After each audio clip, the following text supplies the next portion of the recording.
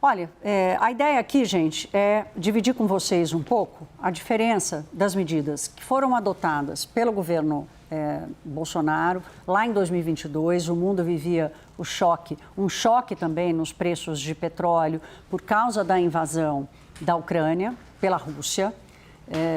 E o governo Bolsonaro tomou várias medidas, inclusive também pediu ao Congresso Nacional, fez uma modificação na lei para conseguir reduzir os impostos sobre a gasolina e sobre o diesel, sem ficar limitado ali aos limites das leis. Estou sendo redundante aqui, mas vamos fazer o seguinte, vamos mudar para cá e já vamos trazer aqui essa tabelinha feita pela nossa Isa Galvão, nossa editora, para ajudar a gente a entender o que foi feito lá e o que está acontecendo agora. Vamos lá para 2022.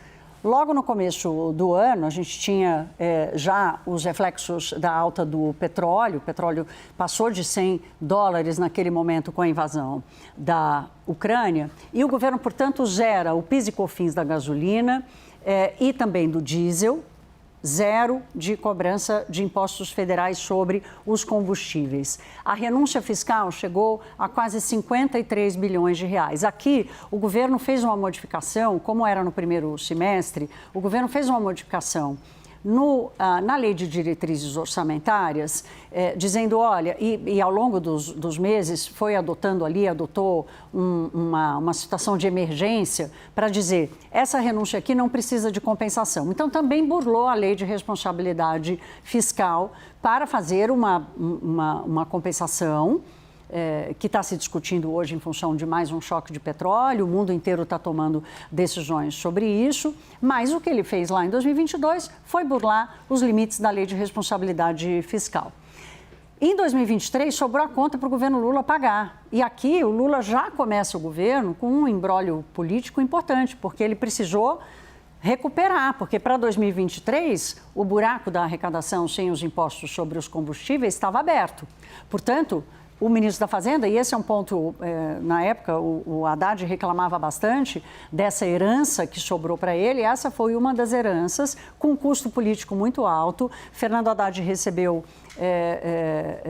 muito fogo amigo, porque precisou e acabou adotando uma volta gradual. O governo começa ampliando a isenção por mais 60 dias e depois começa a volta gradual da cobrança dos impostos e criou durante 4 meses um imposto de exportação sobre o petróleo para ajudar na recuperação desse dinheiro. E o reforço de caixa do governo acabou alcançando quase 30 bilhões de reais. Então, Bolsonaro fez em 2022, Fernando Haddad precisou corrigir em 2023, a um custo político alto aqui.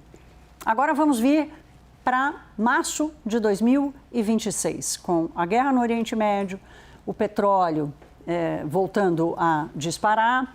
No dia 12 de março, o governo, essa medida provisória que a Elis Barreto acaba de nos contar, o governo zera PIS e COFINS do diesel.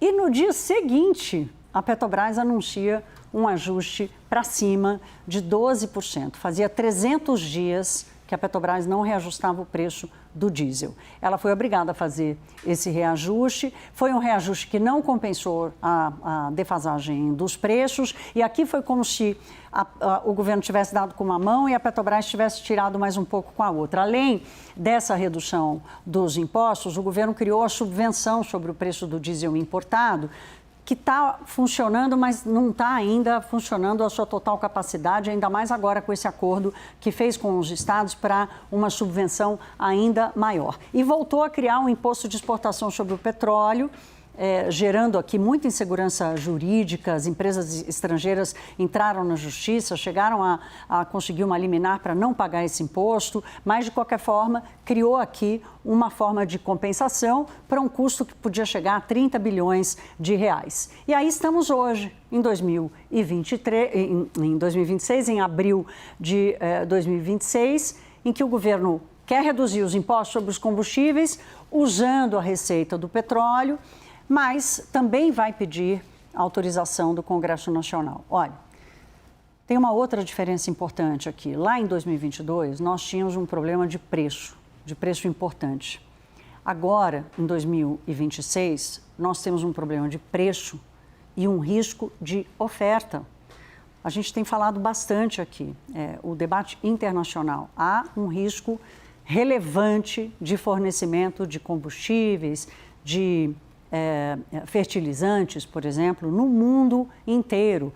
A gente já trouxe aqui, por exemplo, companhias aéreas que estão cancelando voos porque não tem querosene de avião. Então, lá em 2022, o risco de abastecimento, ele foi descartado rapidamente. Agora não. Então, é um risco ainda maior. O governo Bolsonaro enfrentou essa onda, portanto, de alta dos preços, interferiu pra caramba na Petrobras. A Petrobras mudou de presidente várias vezes porque ele não admitia que a Petrobras fizesse reajuste no preço dos combustíveis. O governo Lula agora está tentando segurar esse tsunami com essa rede de pesca. E o mais importante aqui é o seguinte, a defasagem de mais de 60% na gasolina significa que, mesmo que o governo gere os impostos hoje, por exemplo, de PIS e COFINS, que chegam ali a quase 80 centavos por litro, ele vai resolver parte desse buraco. Esse restante, de alguma forma, está sendo compensado pela Petrobras. Então, estamos de novo com uma interferência relevante na Petrobras, que não reajusta os preços, capaz agora que, com o anúncio dessa medida, a Petrobras acabe anunciando aí algum reajuste no preço da gasolina, como fez com o preço do diesel lá em março, assim que o governo anunciou a isenção dos impostos sobre o diesel.